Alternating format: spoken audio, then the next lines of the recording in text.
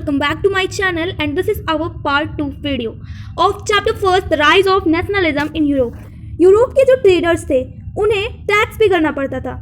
हमबर्ग से नुरम्बर्ग जाते जाते उन्हें 11 जगहों पर टैक्स पे करना पड़ता था, वो भी 5 to 5% का। यूरोप में 30 डिफरेंट करेंसीज थी और स्टेट वाइज करेंसी को चेंज करना पड़ता था, तो प्रॉब्लम उन्हें बहुत आ रही थी। इसीलिए 1834 में एक कस्टम यूनियन जोलवेरियन पुरसिया के द्वारा स्टार्ट किया जाता है और बाद में उसमें और भी जर्मन स्टेट ज्वाइन करते हैं और ये यूनियन टैक्स बैरियर को एबोलाइज कर देता है, करेंसी के नंबर को कम कर देता है। केवल अब 2 ही करेंसीज यूरोप में रहती हैं। नेटवर्क ऑफ रेलवेज को प्रमोट करता है जिससे ट्रेडिंग और भी पॉसिबल हो सके। Next topic is a new conservatism after 1815। Napoleon की एंट्री हुई थी 1799 में, तो उसका एंड कैसे होता है? उसका एंड होता है 1815 में। कैसे होता है चलो देखते हैं। 1815 में होता है बैटल ऑफ वाटरलू, जिसमें नेपोलियन के अगेंस्ट में होते हैं ब्रिटेन, रसिया, पुरसिया, ऑस्ट्रिया, और इसमें नेपोलियन हार जाता है और ये लोग जीत जाते हैं। ये लोग रहते हैं कंजर्वेटिव, तो इसीलिए नेपोलियन ने जो लगाया था, एक तरह से जो सिस्टम चलाया था फ्रांस में, उसको अंडो कर देते हैं और अपना रूल लेके आते हैं, अपना चेंज लेके आते हैं। जैसे कि वो मोनार्की को रीस्टोर कर देते हैं, चर्च पावर रीस्टोर कर देते हैं, सोशल हायरार्की मतलब फिर से 3 स्टेट वाला सिस्टम चला देते हैं, ऑटोक्रेटिक रूल को रीस्टेबलाइज कर देते हैं और सेंसरशिप को फिर से अडॉप्ट करवा देते हैं। तो जो नेपोलियन का चेंज था उसे अंडो करके ये लोग फिर से कंजर्वेटिज्म स्टेबलाइज कर देते हैं। फिर ये लाते हैं ट्रेटी ऑफ वीना इन 1815, जिसको होस्ट करते हैं ड्यूक मार्टरिच। जो बॉर्बन डायनेस्टी फ्रांस से हटा दी गई थी उसको रीस्टोर कर लिया जाता है। सीरीज ऑफ स्टेट को फ्रांस की बाउंड्री पे सेट किया जाता है ताकि फ्यूचर में उसका एक्सपेंशन बढ़ सके। पुरसिया को कुछ इंपॉर्टेंट टेरिटरीज दी जाती हैं उसके वेस्टर्न फ्रंटियर्स पे। ऑस्ट्रिया को नॉर्थ इटली पर कंट्रोल मिल जाता है। रसिया को पोलैंड मिल जाता है और जो 39 स्टेट का कन्फेडरेशन नेपोलियन ने सेटअप किया था उसको लेफ्ट अनटच्ड कर दिया जाता है। A new conservatism after 1815। तो यूरोप में मोनार्की आ गई थी, यानी कंजर्वेटिव्स के पास पूरी पावर आ गई थी। Now our next topic is the revolutionaries. तो जो लिबरल नेशनलिज्म थे वो इस कंजर्वेटिज्म से खुश नहीं थे, वो एक नेशन स्टेट स्टेबलाइज करना चाहते थे, तो इसीलिए 1815 के बाद वो अंडरग्राउंड कर लेते हैं अपने आप को और बहुत सारे सीक्रेट ग्रुप्स को फॉर्म करने लगते हैं, क्योंकि उन्हें मोनार्की और ऑटोक्रेटिक रूल से प्रिवेंट करवाना था फ्रांस को और वो फ्रीडम चाहते थे। गॉसिपी मजीनी, जिनका जन्म जीनियो में 1807 में हुआ था, जो कि इटालियन रेवोल्यूशनरी थे और सीक्रेट सोसाइटी कार्बोनरी के मेंबर थे। उन्होंने खुद 2 सीक्रेट सोसाइटीज बनाई थी, जैसे कि young Italy in Marseilles, young Europe in Bern, जो कि इटली का यूनिफिकेशन करना चाहते थे, उसमें बिलीव करते थे। तो जैसा कि हमने देखा कि अलग अलग जगह पे सीक्रेट सोसाइटीज बन रही थी, तो इसी वजह से एज ऑफ रेवोल्यूशन का दौर आ जाता है। The age of revolution 1832-1848। तो पहले हम बात करते हैं जुलाई रेवोल्यूशन की। तो फ्रांस, जैसा कि हमने देखा कि बॉर्बन किंग्स ने ट्रेटी ऑफ वीना लाया था 1815 में। लिबरल रेवोल्यूशनरीज उसे ओवरथ्रो कर देते हैं और एक कॉन्स्टिट्यूशनल मोनार्की को स्टेबलाइज करते हैं। मतलब मोनार्की तो रहेगी पर काम कॉन्स्टिट्यूशन के हिसाब से होगा। लुइस फिलिप को कॉन्स्टिट्यूशनल मोनार्क बना दिया जाता है। बेल्जियम में रेवोल्यूशन क्यों आता है? क्योंकि बेल्जियम जो था पहले वो यूनाइटेड किंगडम ऑफ नीदरलैंड का पार्ट था, लेकिन बेल्जियम के लोग अब एक अपना सेपरेट नेशन बनाना चाहते थे, तो बेल्जियम में रेवोल्यूशन इसी कारण आया और रिजल्ट निकला कि बेल्जियम जो है वो यूनाइटेड किंगडम ऑफ नीदरलैंड से ब्रोक आउट हो गया और उसका एक अलग नेशन इस्टेब्लिश हो गया। Next topic is Greek revolution. Greek 15th century से पहले ऑटोमन एम्पायर का पार्ट था, लेकिन अब उन्हें भी फ्रीडम चाहिए था, अब उन्हें भी अपना एक सेपरेट नेशन स्टेट चाहिए था। तो 1821 में ग्रीक के लोगों ने स्ट्रगल करना स्टार्ट कर दिया ऑटोमन रूल से इंडिपेंडेंस पाने के लिए, क्योंकि वो पावरफुल नहीं थे इतने, तो इसीलिए उन्होंने वेस्ट यूरोपियन कंट्रीज की हेल्प ली। पोएट और आर्टिशियंस ने अपने पोएम और पेंटिंग के थ्रू इस नेशनलिज्म के आइडिया को स्प्रेड किया और फाइनली 1832 में ट्रेटी ऑफ कॉन्स्टेंटिनोपल के द्वारा ग्रीक जो है वो एक इंडिपेंडेंट नेशन बन जाता है और अलग उसका एक नेशन स्टैब्लिश हो जाता है, एक नेशन स्टेट बन जाता है Greek. The romantic imagination and the national feelings. तो जैसा कि हमने देखा कि नेशनलिज्म जो है वो वॉर एंड टेरिटोरियल एक्टिविटीज से आ रहा था, लेकिन नहीं, ये कल्चर के थ्रू भी आया है। कैसे? तो एक मूवमेंट चलाया गया था रोमांटिसिज्म। ये कल्चरल मूवमेंट है, लोगों के अंदर एक नेशनल सेंटिमेंट डेवलप करने के लिए ये मूवमेंट चलाया गया, मतलब कि अपने राष्ट्र के प्रति, अपने नेशन के प्रति लव, फीलिंग्स, इमोशन को जागृत करने के लिए, जगाने के लिए ये मूवमेंट चलाया गया। बहुत सारे रोमांटिक आर्टिस्ट ने इस रोमांटिसिज्म को स्प्रेड करने के लिए अपने arts, poetry, stories and music की सहायता ली। एक जर्मन फिलोसफर थे जॉनन गॉटफ्राइड, जिन्होंने अपनी फीलिंग्स को शेयर किया। The real culture was the culture of the common people. इन्होंने कहा है जो रियल कल्चर है वो राजा महाराजाओं के घराने में रहने, उनके महल में रहने से नहीं होता, कॉमन पीपल से अटैच रहने से, कॉमन पीपल की बातों को समझने से होता है। कल्चर जो है वो ट्रू स्पिरिट है नेशन का, मतलब कि जो कल्चर है ना वही एक सही आत्मा है राष्ट्र के लिए। स्टोरी ऑफ पोलैंड, तो पोलैंड जो है वो रशिया के अंडर में पहले आता था। तो पोलैंड के लोग पॉलिश लैंग्वेज बोलते थे, बट रसिया जो था वो फोर्सली रशियन लैंग्वेज को इम्प्लीमेंट करा देता है और सबको अब रशियन लैंग्वेज बोलनी थी, चाहे वो पोलैंड का हो चाहे वो रशिया हो। तो 1831 में पोलैंड के लोग रेवोल्यूशन करने लगते हैं रशिया के अगेंस्ट में, क्योंकि उन्हें अपनी लैंग्वेज फिर से वापस चाहिए थी, बट उन्हें दबा दिया जाता है, उन्हें सप्रेस कर दिया जाता है और कुछ रेवोल्यूशनरीज को तो जेल में भेज दिया जाता है और कुछ को साइबेरिया मरने के लिए छोड़ दिया जाता है। बट इस रेवोल्यूशन से हमें ये सीख मिलती है कि भले से इसका एंड जो है वो बुरा हुआ हो, लेकिन ये इन लोगों ने अपने कल्चर को, अपने लैंग्वेज से इतना प्यार किया कि उसके लिए उन्होंने रेवोल्यूशन तक कर दिया।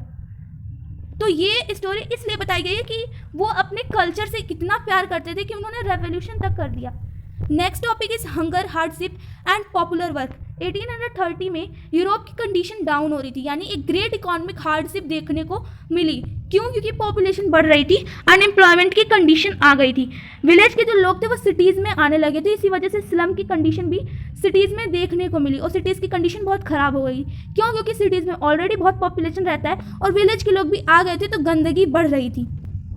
इंग्लैंड से सामान आने लगा था और वो सामान जो है वो मशीनों से बनता था, तो इसीलिए सस्ता भी होता था, तो लोग जो है वो इंग्लैंड के सामान को खरीदने लगे थे। इसीलिए जो स्मॉल प्रोड्यूसर्स थे उनकी कंडीशन बहुत ख़राब हो गई। यूरोप में बैड हार्वेस्ट की वजह से फूड की प्राइसेस बढ़ रही थी, तो गरीब जो थे उनकी कंडीशन बहुत ख़राब होने लगी। देखो रिचेस जो थे वो तो अपने मील को हैंडल कर लेते थे, लेकिन ऐसे लोग जो विलेज से आए थे और जो गरीब थे वो इस क्राइसिस में बहुत सफ़र किए। 1848 में फ्रांस की जो सिटी थी पेरिस, उसकी कंडीशन बहुत बुरी हो गई थी।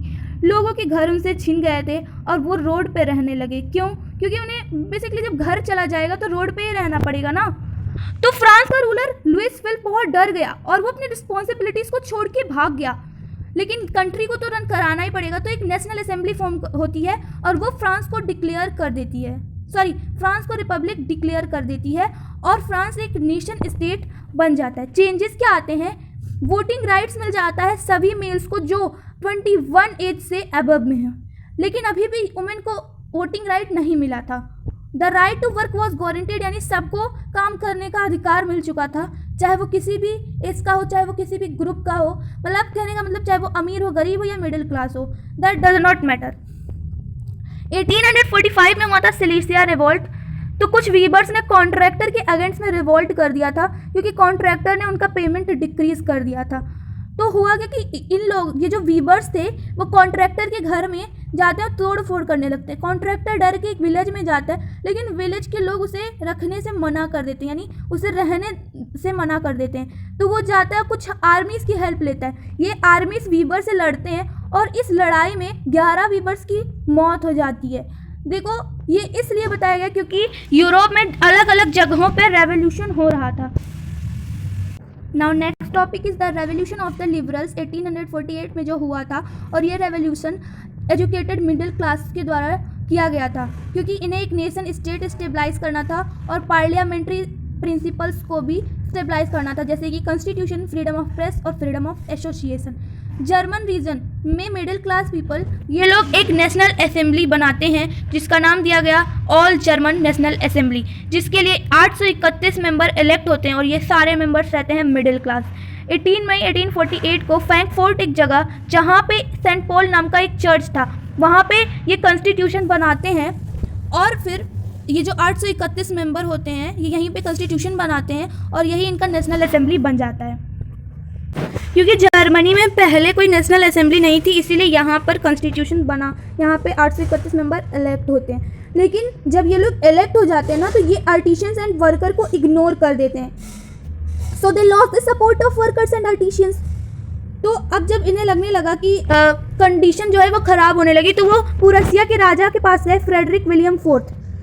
और राजा से कहा कि हमें कॉन्स्टिट्यूशन स्टेबलाइज करना है। तो खुद ही सोचो, क्या कोई राजा कॉन्स्टिट्यूशन को स्टेबलाइज करने देगा, अपनी पावर को कम होने देगा? बिल्कुल नहीं। तो राजा ने तुरंत के तुरंत आर्मी ट्रूप्स ने उन्हें सप्रेस कर दिया। तो ये मूवमेंट उनका फेल हुआ, और अगर ये पास हो जाता, अगर वो आर्टिशियंस एंड वर्कर्स की मदद लेते तो मोनार्क को ना चाहते हुए भी उनकी बात माननी पड़ती। लेकिन मोनार्क को लगने लगा था कि हाँ, हम लिबरल्स को ज़्यादा टाइम तक नहीं रोक सकते हैं उनके इस नेशन स्टेट को स्टेबलाइज करने से। तो वो कुछ कंसेशन देना शुरू कर दिए, जैसे कि सर्फडम एंड बॉन्डेड लेबर को हब्सबर्ग डोमिनियंस इन रसिया में एबोलाइज्ड कर दिया था। हंगेरियंस को ऑटोनॉमी ग्रांट कर दी जाती है 1867 में।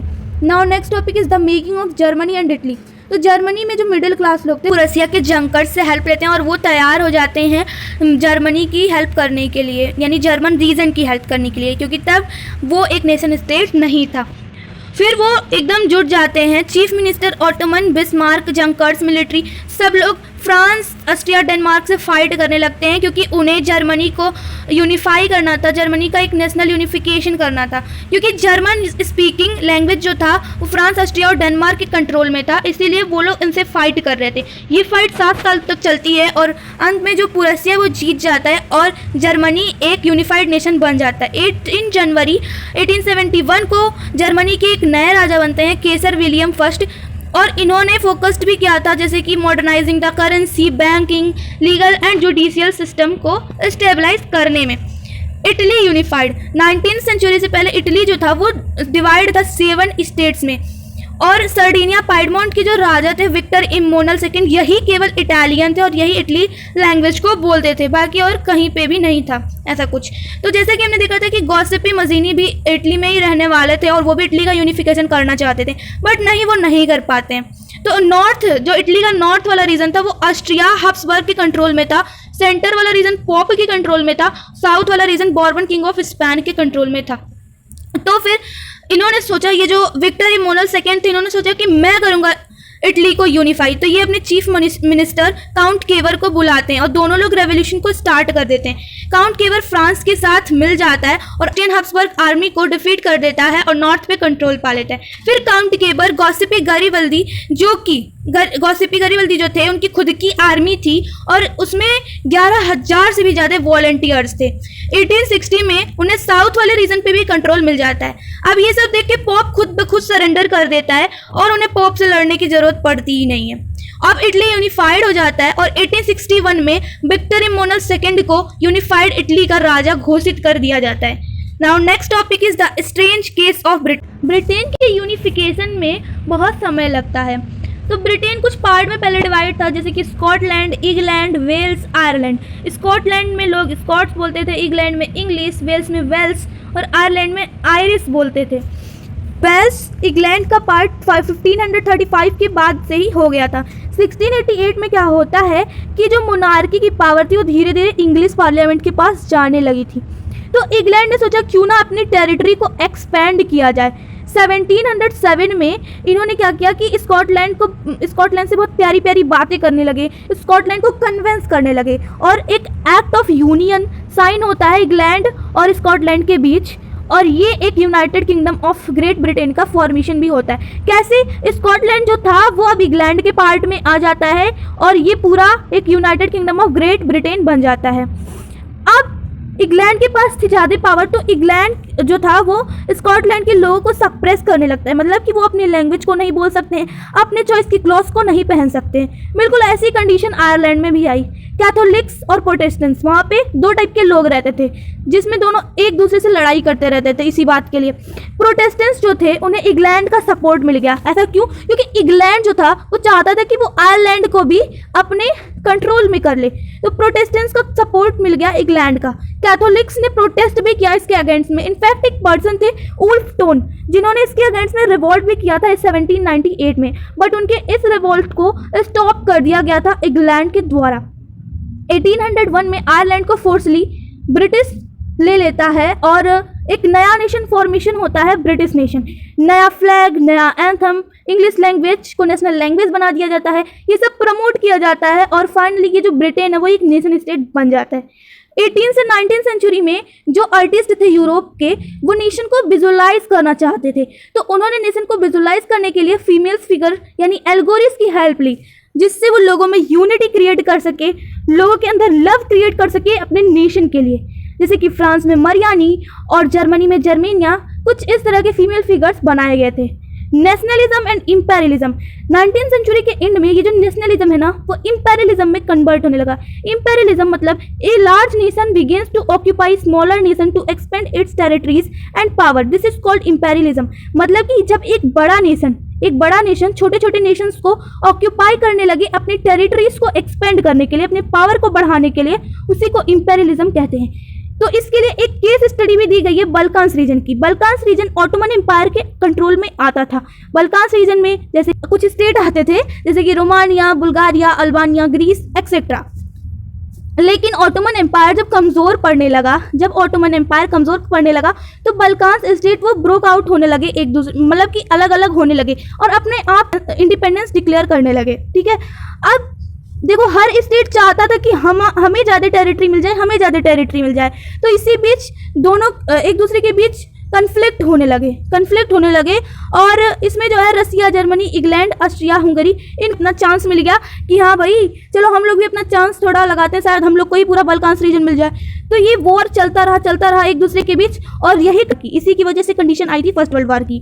तो ये था हमारा पूरा चैप्टर और इसके बाद कुछ एंटी इम्पायरल मूवमेंट भी चलाए गए थे इस इम्पेरियलिज्म के आइडिया को और भी स्प्रेड करने के लिए, नेशनलिज्म के आइडिया को स्प्रेड करने के लिए, जिससे लोग जो अपनी कंट्री से प्यार करें, अपने नेशन स्टेट से प्यार करें, जिससे उनकी कंट्री को कोई डोमिनेट ना कर सके।